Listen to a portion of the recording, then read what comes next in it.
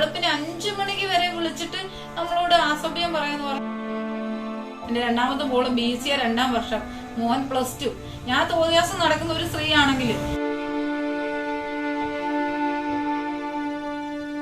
മോളാ ഫോൺ എടുക്കുന്നെങ്കിൽ അവളോട് ചോദിക്കുന്നുണ്ട് റേറ്റ് എന്താണെന്ന് ചോദിക്കുന്നത്. ഒരു സ്ത്രീയെ എത്ര ടോർച്ചർ ചെയ്യുന്നു, ടോർച്ചർ നല്ല.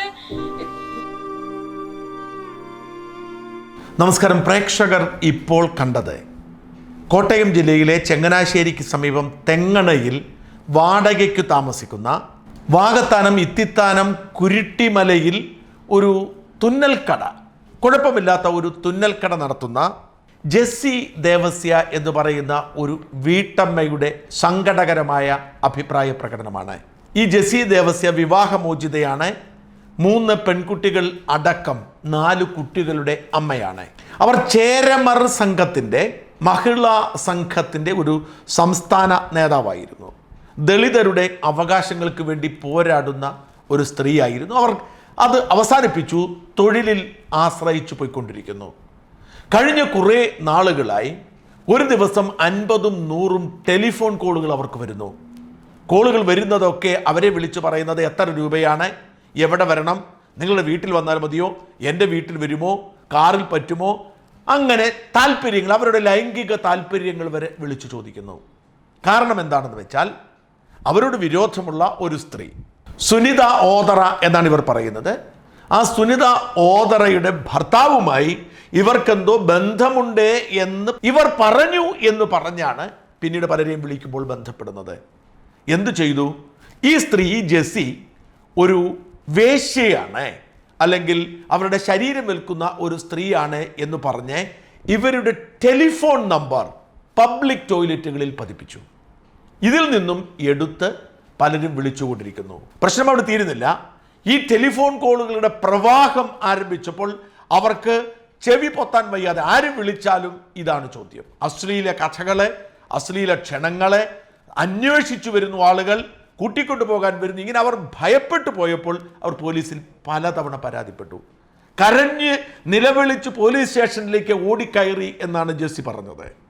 അങ്ങനെ അവർ ഓടിക്കയറി ചെന്നിട്ടും പോലീസ് ഗൗനിച്ചില്ല. പോലീസ് പറഞ്ഞത് ഞങ്ങൾക്കൊന്നും ചെയ്യാൻ സാധ്യമല്ല എന്നാണ്. അതായത് അതിന് നിയമമില്ലത്രേ. അതുകൊണ്ട് പോലീസ് അനങ്ങിയേയില്ല. അവർക്ക് നിരന്തരമായി ശല്യം ചെയ്തൽ തുടർന്നുകൊണ്ടിരുന്നു. ഞാനിത് പറയുമ്പോൾ ഏതാനും വർഷങ്ങൾക്ക് മുൻപ്, എനിക്ക് തോന്നുന്നു 1-2 വർഷം മുന്നേ, ഞാനിത് പറയുമ്പോൾ എൻ്റെ ഒരു അനുഭവം ഓർക്കുന്നു. ഏതാണ്ട് 2 വർഷം മുൻപ് രശ്മി പശുപാലൻ അവരുടെ ടെലിഗ്രാം അക്കൗണ്ടിലോ ഫേസ്ബുക്കിലോ എൻ്റെ ടെലിഫോൺ നമ്പർ അവർ പ്രസിദ്ധീകരിക്കുന്നു. അവർ പറയുന്നു അവരെ വേണ്ടവർ, അവരെ ആവശ്യമുള്ളവർ ബുക്ക് ചെയ്യാൻ എന്നെ ബന്ധപ്പെടണമെന്ന്. അവരുടെ ലക്ഷ്യം വളരെ വ്യക്തമായിരുന്നു. ഞാൻ ഈ രശ്മി പശുപാലനുമായി ബന്ധപ്പെട്ട് കൊടുത്ത ഒരു വാർത്ത അവരെ പ്രകോപിപ്പിച്ചപ്പോൾ എനിക്കിട്ടൊരു പണി തരാൻ അവരുടെ ഡിമാൻഡ് അവർക്കറിയാവുന്നതുകൊണ്ട് അവർ ചെയ്തതാണ്. ഈ ടെലിഫോൺ എനിക്ക് വന്നത് ഒരു ദിവസം 2000 കോളാണ്. ഞാൻ അതിൽ ചിലതൊക്കെ റെക്കോർഡ് ചെയ്ത് ഞാൻ സംപ്രേഷണം ചെയ്തിരുന്നു. പ്രേക്ഷകർക്കറിയാം ആ സംഭവം. ഞാൻ ഇതുകൊണ്ട് പോയി പരാതിപ്പെട്ടു പോലീസ് സ്റ്റേഷനിൽ. പോലീസ് എന്നോട് പറഞ്ഞു ഒന്നും ചെയ്യാൻ കഴിയില്ല, ആർക്കെതിരെ നിയമമില്ല എന്നാണ് പറഞ്ഞത്. ഇങ്ങനെ നിരവധി പേർ അപമാനിക്കപ്പെടുകയാണ്, ഒരു കാര്യവുമില്ലാതെ. അവരുടെ സ്വകാര്യതയിലേക്ക് കടന്നു കയറുന്നു. അവർക്ക് ജീവിക്കാൻ കഴിയാത്ത സാഹചര്യം ഉണ്ടാവുന്നു. പക്ഷേ പോലീസ് അനങ്ങുകയില്ല.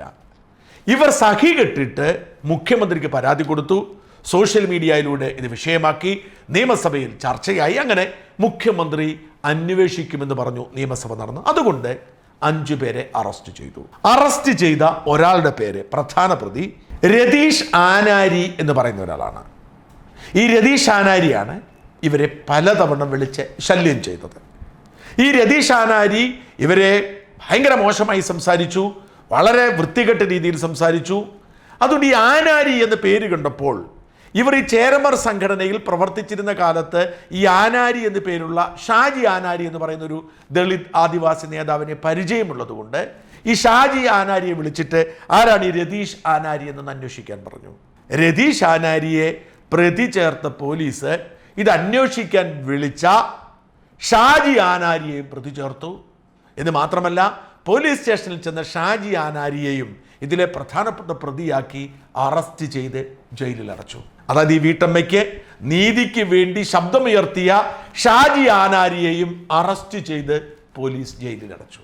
ആലോചിച്ച് നോക്കിയേ, ഒരു വീട്ടമ്മയെ വളരെ മോശമായി ആളുകൾ പ്രചരിപ്പിക്കുക, അവർക്ക് ജീവിക്കാൻ കഴിയാത്ത സാഹചര്യം ഉണ്ടാക്കുക, അവർക്ക് മുമ്പോട്ട് പോകാൻ കഴിയാത്ത സാഹചര്യം ഉണ്ടാക്കുക, എന്നിട്ട് അതിനെ സഹായിക്കാൻ പോലീസിനെതിരെ പോലീസ് അനങ്ങാതെ വന്നപ്പോൾ അവരെ സഹായിക്കാൻ ഇറങ്ങിയ ആളെ പ്രതി ചേർക്കുക. എന്തൊരു വൃത്തികെട്ട പോലീസാണ്, എന്തൊരു വൃത്തികെട്ട സർക്കാരാണ്, എന്തൊരു വൃത്തികെട്ട ജനതയാണ്. എനിക്കിതിൽ കൂടുതൽ ചോദിക്കാനൊന്നുമില്ല. നമ്മുടെ നാട് വല്ലാത്തൊരവസ്ഥയിലേക്ക് പോയിരിക്കുന്നു. സ്ത്രീകൾക്ക് സമാധാനത്തോടെ ജീവിക്കാൻ കഴിയില്ല. അവരുടെ മാനം കവരാൻ ചുറ്റിനും കഴുകന്മാർ വട്ടമിട്ട് പറക്കുന്നു. അവരെ നിയന്ത്രിക്കാനോ നിയമ നടപടി എടുക്കാനോ പോലീസിന് കെൽപ്പില്ല. ഇവർ പറയുന്നൊരു പരാതിയുണ്ട്, പോലീസ് സ്റ്റേഷനിൽ ചെന്നപ്പോൾ ഫോൺ പിടിച്ചു മേടിച്ചിട്ട് അവരുടെ ഫോണിൽ നിന്നും ചില ആളുകളുടെ ഫോൺ കോൾ ഡീറ്റെയിൽസ് ഡിലീറ്റ് ചെയ്ത് കളഞ്ഞു പോലീസ്. ആലോചിച്ച് നോക്കി, വളരെ ഭയാനകമാണ് നമ്മുടെ അവസ്ഥ. കൂടുതലൊന്നും പറയാനില്ല. ഈ ജെസ്സിയുടെ സങ്കടത്തിന് കൂടുതൽ വാക്കുകൾ കേൾക്കും. ഒരു 9 മാസത്തോളം ആറായിന്ന് തോന്നുന്നു. ഞാനും എൻ്റെ മക്കളും കിടന്ന് ഉറങ്ങിയിട്ട് 10 എനിക്കറിയില്ല എത്ര നമ്പരെന്ന്. ഞാൻ കുറേയൊക്കെ എഴുതി വെച്ചിട്ടുണ്ട്. ഈ ഒരു ദിവസം തന്നെ 10-300 കോള് വരികയെന്ന് വെച്ചാൽ എനിക്ക് ഇപ്പം എന്തെങ്കിലും ഒരു അബദ്ധം പറ്റിയിട്ടുണ്ട്. ഞാൻ നമ്പർ എഴുതി കൊടുത്ത കൂട്ടത്തിൽ എൻ്റെ മോളുടെ സുഹൃത്ത് എന്ന് പറഞ്ഞാൽ കൂടെ പഠിക്കുന്ന ഒരു കുട്ടിയുടെ നമ്പർ ഞാൻ കൊടുത്തിട്ടുണ്ട്. കാരണം അവൻ എന്തോ ആവശ്യത്തിന് എന്നെ വിളിച്ചതായിരുന്നു തോന്നുന്നു ആ സമയത്ത്. അപ്പൊ ആ നമ്പർ അവന്റെ കൊടുക്കേണ്ടി വന്നു. അതൊരു വിഷമം പോലെ തോന്നുന്നു. പോലീസുകാർക്ക് അവനെ വിളിച്ചു എന്ന് പറഞ്ഞു. അപ്പൊ അവനിപ്പം കരഞ്ഞുകൊണ്ട് എന്നെ വിളിച്ചു, ആന്റി എന്റെ നമ്പർ പോലീസിൽ. അപ്പൊ ഞാൻ പറഞ്ഞോളാന്ന് പറഞ്ഞു. അപ്പൊ അങ്ങനെ ഒരു മിസ്റ്റേക്ക് വന്നിട്ടുണ്ട്. പിന്നെ എന്ന് വെച്ചാൽ എന്റെ കുറ്റം, അത് എന്റെ തെറ്റാണെന്ന് പറഞ്ഞാൽ ആയിരിക്കും. കാരണം 10-300 കോൾ ഒരു ദിവസം വരികയാണ് ഫോണില്. അപ്പൊ ആരാണ് എന്താണെന്ന് അറിയില്ല. വിളിക്കുന്നവരെല്ലാം ഇത് തന്നെയാണ് പറയുന്നത്, മോശം കാര്യങ്ങൾ പറയുന്നു.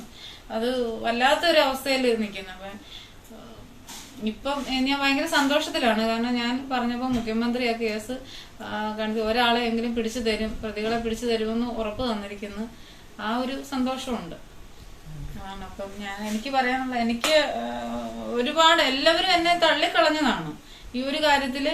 ആളുകളെല്ലാം പറഞ്ഞു, നിങ്ങൾക്ക് നമ്പർ മാറ്, ഇതിനുകൊണ്ട് നടന്നിട്ട് കാര്യമൊന്നുമില്ല, ഇവന്മാരൊക്കെ ഇങ്ങനെ വിളിച്ചുകൊണ്ടിരിക്കും എന്ന് വെച്ചാൽ എവിടെ പറഞ്ഞാലും നമുക്ക് ഈ ആളുകളുടെ കേക്കലാണ് ഞാനിത് പറയുന്നത്. പറയുമ്പോൾ അവർ പറഞ്ഞു, നമ്പർ അങ്ങ് മാറി ജെസ്സി, അപ്പം നിങ്ങൾക്ക് ബുദ്ധിമുട്ടുണ്ടാകത്തില്ലല്ലോ എന്ന് പറയും. പക്ഷെ നമ്പർ മാറിയിട്ടും ഈ ബുദ്ധിമുട്ട് തുടരുമ്പം അതിന്റെ ഒരു കാരണം കണ്ടെത്തണ്ടേ. അങ്ങനെ അപ്പോൾ നമ്മൾ എല്ലാവരോടും പറഞ്ഞു എന്നെ ഒന്ന് ഹെൽപ്പ് ചെയ്യണം, ഇതുപോലൊരു കാര്യം ഉണ്ടെന്ന് പറഞ്ഞിട്ട് എല്ലാവരും ഇതൊക്കെ പറഞ്ഞ് മാറി. ഇതൊരു അഴുക്ക് കേസാണെന്ന് വല്ലതും തോന്നിയിട്ടൊക്കെ ഉണ്ടാവും. പക്ഷെ എന്നെ ചേർത്ത് നിർത്തിയ 2 പേരുണ്ട്. അവരുടെ പേര് ഞാൻ പറയാണ്. ഞങ്ങളുടെ കേരള ചേരമ സംഘത്തിന്റെ സംസ്ഥാന പ്രസിഡന്റ് എബി ആർ നീലംപേരൂർ എന്നുള്ള സാറും ജനറൽ സെക്രട്ടറി IR സദാനന്ദൻ സാറുമാണ് എനിക്ക് ഫുൾ സപ്പോർട്ട് തന്നു.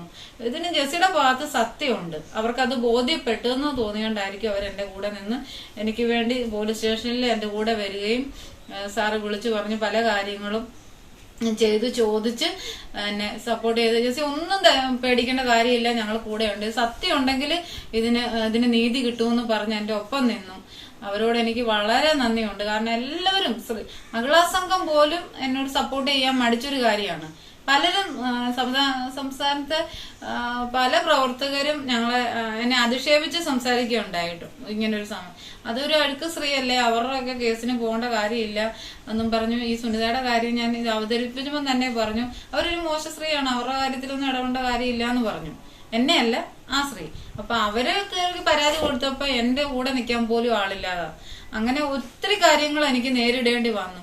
എന്തായാലും പിന്നെ ഞാൻ പറയാനുള്ളത്, വൈശാഖൻ എന്ന് പറയുന്ന ആളാണ്.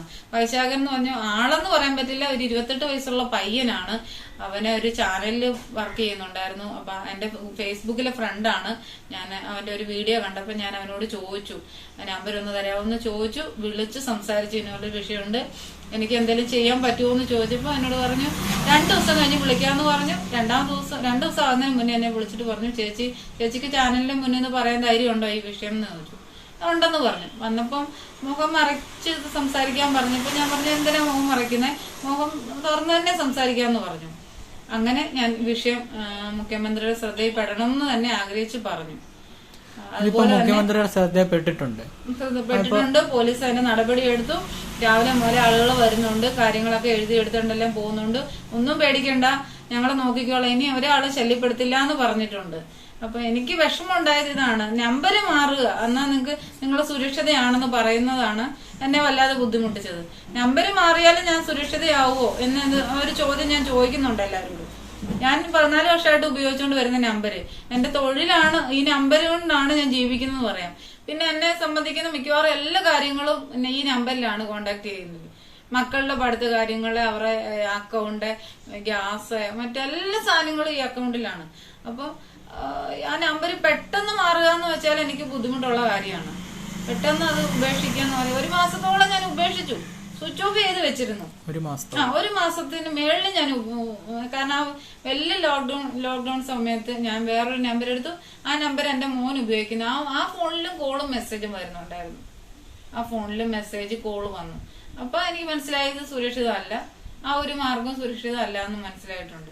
അപ്പം ഒരാളെങ്കിലും നിയമത്തിന്റെ മുന്നിൽ എന്തിനു വേണ്ടിയാണ്? ഇതിനൊരു കാരണമില്ലേ?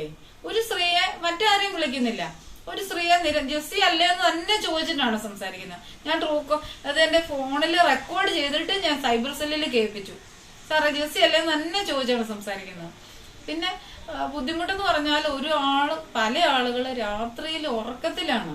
2 മണി 3 മണി വെളുപ്പിന് 5 മണിക്ക് വരെ വിളിച്ചിട്ട് നമ്മളോട് അസഭ്യം പറയാന്ന് പറഞ്ഞ ആ സമയത്ത് വരെ ആളുകൾ നമ്മളെ മറ്റു രീതിയിലേക്ക് ക്ഷണിക്കുക എന്ന് പറയുന്നത് കേരളത്തിലെ ഒരു വീട്ടമ്മയാണ് ഞാൻ. സാധാരണ വീട്ടമ്മ, 4 മക്കളുടെ അമ്മയാണ്. അതൊരു ചെറിയ പ്രായമുള്ള, നിങ്ങളെയൊക്കെ പ്രായമുള്ള പിള്ളേരാണ്. ഫോട്ടോ വീഡിയോ വാട്സപ്പിൽ വോയിസ് കോള് വിടും. അപ്പൊ അവരുടെ പ്രൊഫൈൽ പിക്ക് നോക്കും, മക്കളൊക്കെ നോക്കി കാണും. ചെറിയ പിള്ളേരാണ്. അതാരാണെന്ന് കണ്ടുപിടിക്കാനോ അല്ലെങ്കിൽ എന്തിനു വേണ്ടിയാണെന്ന് കണ്ടുപിടിക്കാനോ ഇതുകൊണ്ട് ഒരു സ്ത്രീ ജോലി ചെയ്ത് ജീവിക്കും. ഞാൻ തയ്യൽ ജോലി ചെയ്ത് ജീവിക്കുന്ന ആളാണ്, എനിക്കൊരു കടയുണ്ട് എന്ന് ഞാൻ പലരോടും പറഞ്ഞു. ഞാൻ ഇങ്ങനെ ഒരു സ്ത്രീ അല്ല, നിങ്ങൾ പറയുന്ന പോലെ അങ്ങനെ വരുന്നതും പോകുന്ന ഒരു സ്ത്രീ അല്ല. ഞാൻ തയ്യൽ ജോലി ചെയ്ത് എന്നിട്ട് പോലും നമ്മളെ ഉപദ്രവിക്കുന്നുണ്ടെങ്കിൽ ഇതിന്റെ പിന്നിൽ ആരാണെന്നെങ്കിലും, ഇതിന്റെ പിന്നിൽ ഒരാളില്ലെങ്കിൽ ഇങ്ങനെ വരില്ല. പലരും പല രീതിയിൽ പറയുന്നുണ്ട്. ആദ്യം എന്നോട് പറയുന്നത് ഒരു സുഹൃത്താണ് നമ്പർ തന്നത്. ഞാൻ ചോദിക്കും, നിനക്ക് ആരുടെ നമ്പർ തന്നെന്ന് ചോദിക്കുമ്പോൾ ഒരു സുഹൃത്ത് തന്ന നമ്പരാണ്. അപ്പം എന്തിനാന്ന് ചോദിച്ചാൽ മറ്റേ ആവശ്യത്തിനാണ് തന്നെന്ന് പറയും. അത് പറയാൻ പറ്റില്ലല്ലോ, അതുകൊണ്ട് ഞാൻ പറയണം.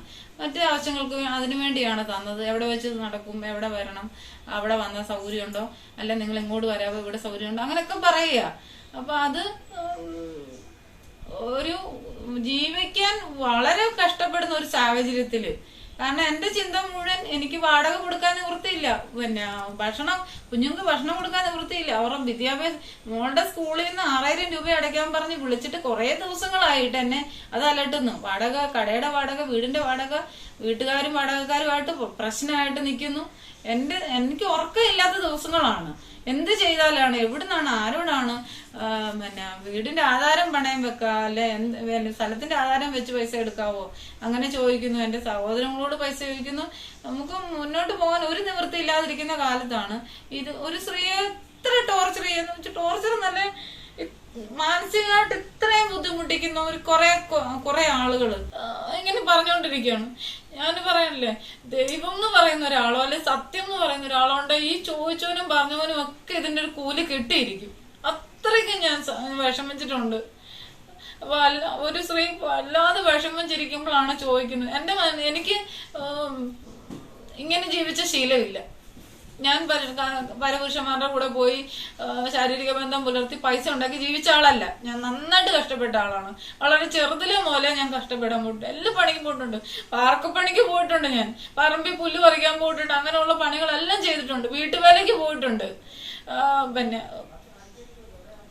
ഷോറൂമില് ABG കോട്ടയത്ത് ഇൻഡസിന്റെ ഷോറൂമിൽ അവിടെയുള്ള എല്ലാവർക്കും അറിയാം. കൊച്ചുമോൻ ആശാൻ എന്ന് പറഞ്ഞ ഒരാളുടെ കീഴിൽ കാറ് കഴുകാനായിട്ട് കോട്ടയം ഇൻഡസിൽ കാറ് കഴുകാൻ പോയിട്ടുണ്ട്. ABG ഷോറൂമിൽ, വടവാതൂര് ഷോറൂമിൽ, കോട്ടയം ABGയിൽ ഞാൻ കാറ് കഴുകാൻ പോയിട്ടുണ്ട്. എനിക്ക് ഒരു കുറച്ചിലും തോന്നിയിട്ടില്ല. ഞാൻ ജോലി ചെയ്താ ജീവിച്ചത്. കാറ് കഴുകാനും പോയി വൈകിട്ട് വന്നിരുന്ന് ഒരു കടയിലെ പേർക്ക് തയ്ച്ചും കൊടുത്ത് ഞാൻ ജീവിച്ചതാണ്. ഇപ്പൊ എനിക്ക് സ്വന്തമായിട്ട് ഒരു കടയായി, 4 വർഷത്തോളമായി. ഞാൻ അത്യാവശ്യം നല്ല രീതിയിൽ ഇവിടെ എനിക്ക് നല്ല വർക്കുണ്ടായിരുന്നു കേട്ടോ. ഇഷ്ടംപോലെ ആളുകൾ ചോദിച്ചും പറഞ്ഞൊക്കെ വന്ന് നല്ല തയ്യലാന്നും പറഞ്ഞ് വന്ന് നമുക്ക് തന്നെ വർക്ക് കിട്ടുന്നുണ്ടായിരുന്നു. അങ്ങനെയുള്ളിടത്ത് എനിക്കൊരു സ്റ്റാഫും ഉണ്ട്. സ്റ്റാഫ് എന്ന് പറയാൻ പറ്റില്ല, എൻ്റെ ഒരു സഹോദരിയാണ്. അതുകൊണ്ട് പിന്നെ വേറെ വീടുകളിൽ കൊണ്ട് കൊടുത്ത് 2 പേര് തയ്ച്ചു തരുന്നുണ്ടായിരുന്നു. അങ്ങനെ അത്യാവശ്യം നല്ല രീതിയിൽ വന്നപ്പോഴാണ് ഈ കോവിഡ് വന്നതും. 2 വർഷത്തോളം ആകുന്നില്ലേ വന്നിട്ട്. ഈ വർഷമല്ല, അതിന് മുന്നേത്തെ ഫെബ്രുവരി മാസമാണ് ഇത് തുടങ്ങിയത്. 2 വർഷം ആകാറായി. അപ്പൊ മനുഷ്യന് വല്ലാത്തൊരു അവസ്ഥയിലാണ്. ആദ്യം ഒരു കോവിഡ് വന്ന് എല്ലാരും ഒക്കെ അന്നേരം എല്ലാരും ഒക്കെ സഹായിച്ചു. രണ്ടാമത് വന്നു കഴിഞ്ഞപ്പോ ആർക്കും ഒന്നും ഇല്ല സഹായിക്കാൻ.